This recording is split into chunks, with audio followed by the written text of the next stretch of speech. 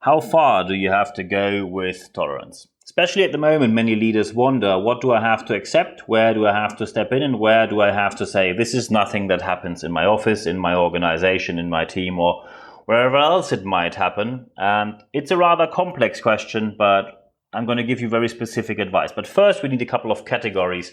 And of course, we're going to keep it up to date with examples we saw just this week. So I just give you an example of the first category, which means people are either resistant to facts or they simply made a mistake. So for example, Bill Mitchell, it's a conservative TV host, said, and I quote word by word on Twitter, "I put on a mask and literally within seconds I'm struggling to breathe."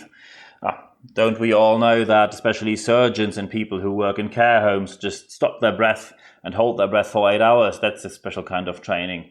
Amazing. But that's not even the main point. My favorite comment below that is where someone said, this is Galen Rupp. He's an Olympic silver and bronze medalist runner. He also suffers from asthma and allergies. In 2011, he in Oregon at the USA Track and Field Championships wearing a mask that filters pollen.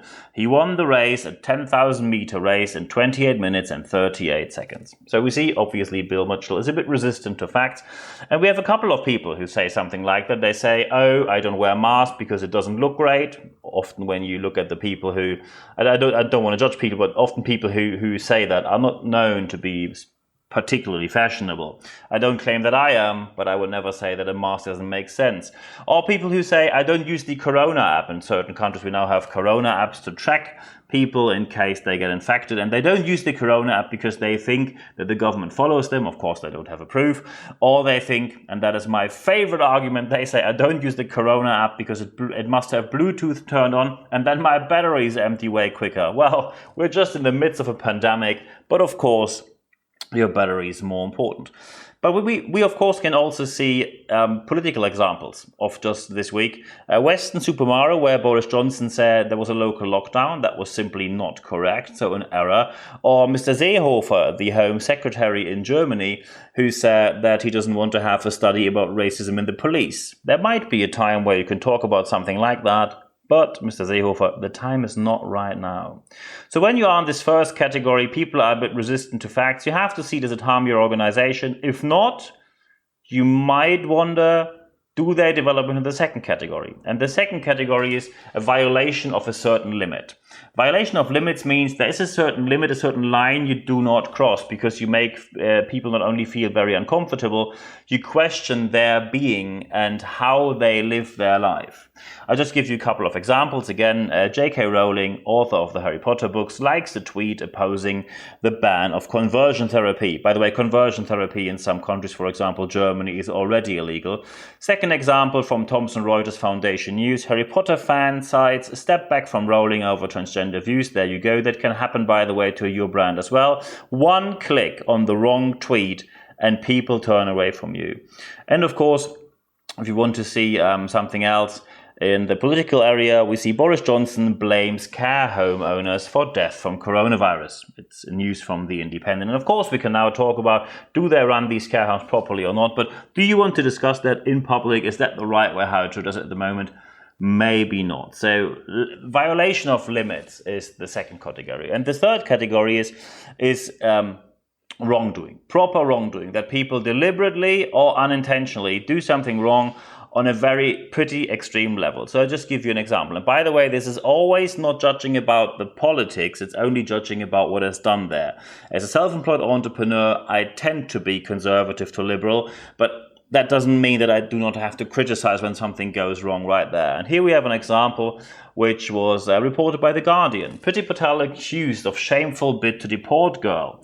And there's an 11-year-old girl that she is not willing to protect, and that 11-year-old girl now is at the risk of being deported. And now you can say, well, that happens and maybe it's lawful. And I think when Priti Patel checks everything, I hope that it is lawful.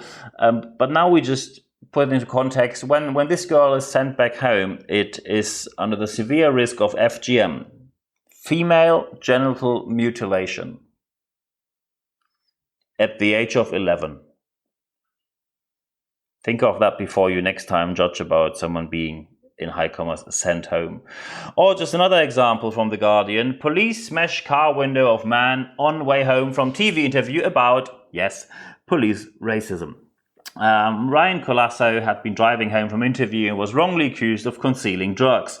So another example of massive wrongdoing that could also happen in your organization. And if you really want to see the really bad news, in Alabama in the United States, a couple of students played Corona roulette and placed bet on who's going to be infected first. That's the point where you really lose faith in humankind. So we have three categories. Category 1, resistance to facts or simply an error. Category 2, limitation, violence. You violate a limit. And option number 3 is wrongdoing. Massive and deliberate or unintentional wrongdoing. Intentional or unintentional wrongdoing. What do we conclude from that? Because often people will now ask, what about religion? Do I have to be tolerant towards religion? And here's the point. And that's a quite simple rule, because there is a very good reason why people have the right to practice their faith freely. And that must be protected. I am not a religious person, but each and every religious person has the right to practice their faith. Full stop.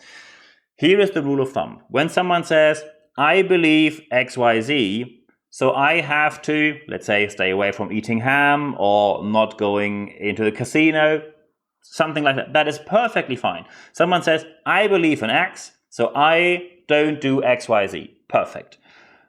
The line has to be drawn when people say, I believe XYZ, so you have to do Z. No, I don't. So that's a quite clear line.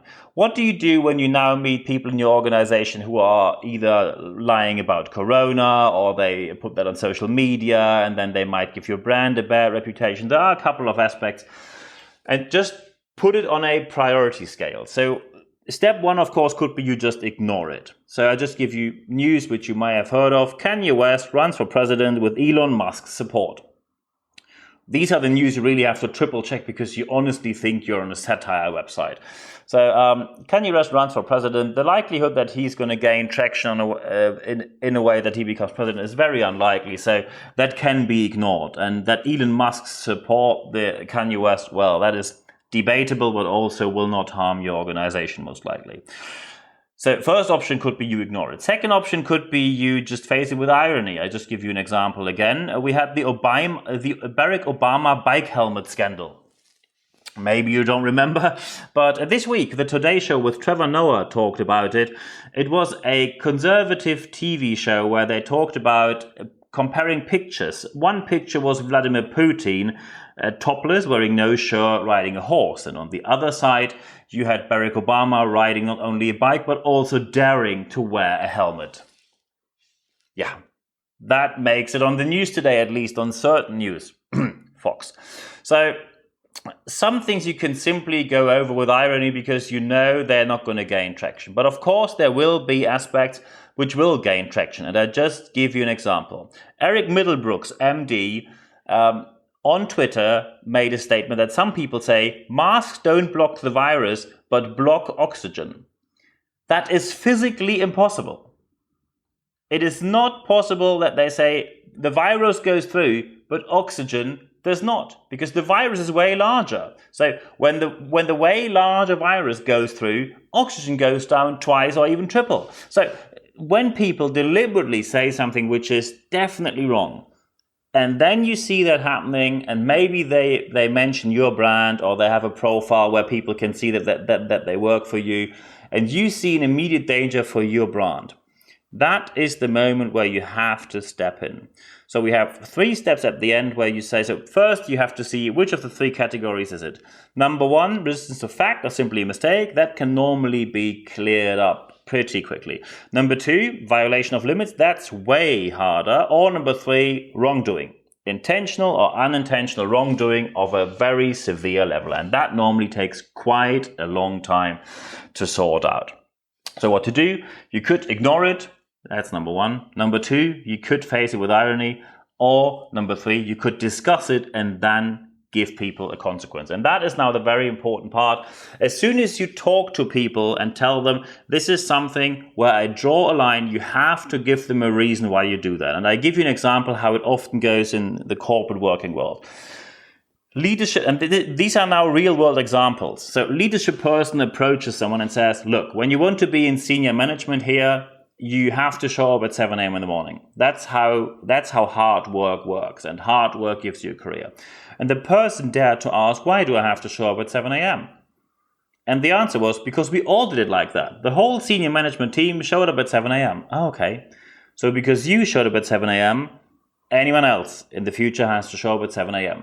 As far as I know, companies don't pay for the amount of hours spent on site in an office or the amount of hours spent in front of a computer at home. They pay for results. And people now are willing to question a lot more what you've done with them. So be aware of the fact that as soon as you draw a line, the line cannot be arbitrary in just your personal opinion. Because if you only take your personal opinion and you say that is the way how life must go, you're not leading people, you're cloning people, because you only want that they all are exactly like you were or still are.